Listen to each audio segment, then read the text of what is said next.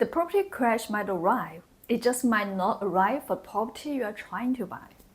I got this comment on my last video saying, the property crash is here. I'm holding my cash and waiting for sellers to drop 200 grand to 300 grand. And honestly, I understand the thinking.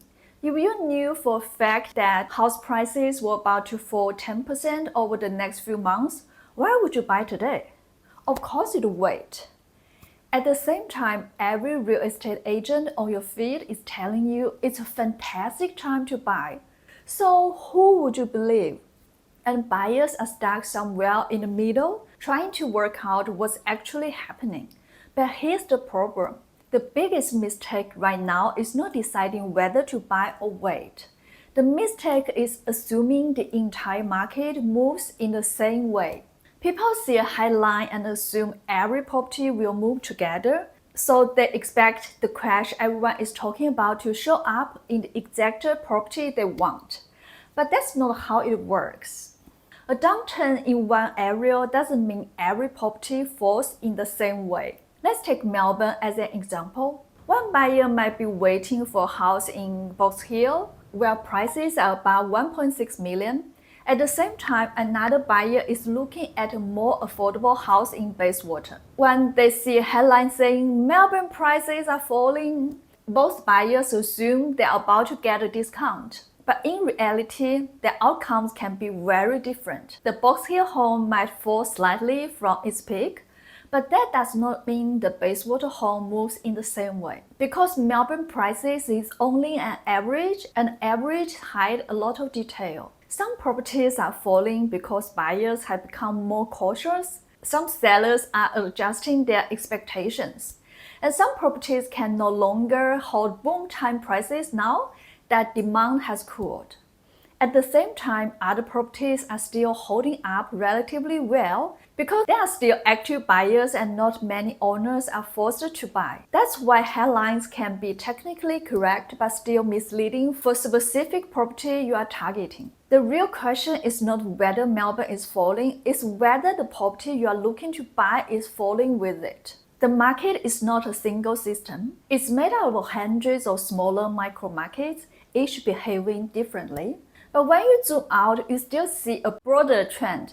And this is also why crashes do not appear everywhere at the same time. Right now, some investors are under pressure due to higher interest rates and tax changes. But that doesn't automatically mean more listings at good prices in the areas people want. Because most owners do not wake up one morning and decide to lose 200 grand just because conditions get harder. If they have savings, stable income, or equity, they usually choose to wait instead of selling at a loss.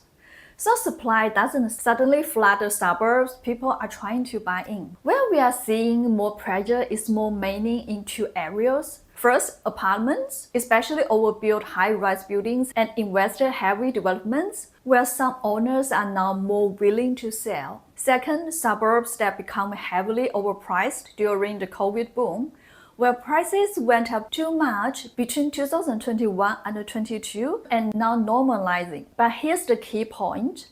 These price drops are not spread evenly across the market, and this is what most people miss. A slower market does not always mean less competition. In fact, for good quality homes, it can mean the opposite. As expensive suburbs become out of reach, buyers move down a level, and then more buyers pile into the same middle-tier areas. So demand does not disappear, it shifts downward, which means the property you are waiting for may actually face more competition when the market cools off. There's also something else people often forget when they talk about waiting for a 10% or 20% drop. Because waiting isn't free. If you are renting right now, you still have to pay rent the whole time. And in this market, rents have been going up a lot.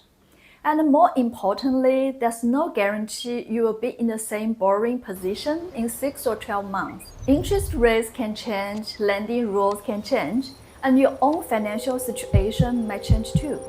So before you sit on your cash, just ask yourself one simple question. Can I afford the cost of waiting? Hi, this is April. If you feel this video is useful, please give it a like and subscribe. Have a good one.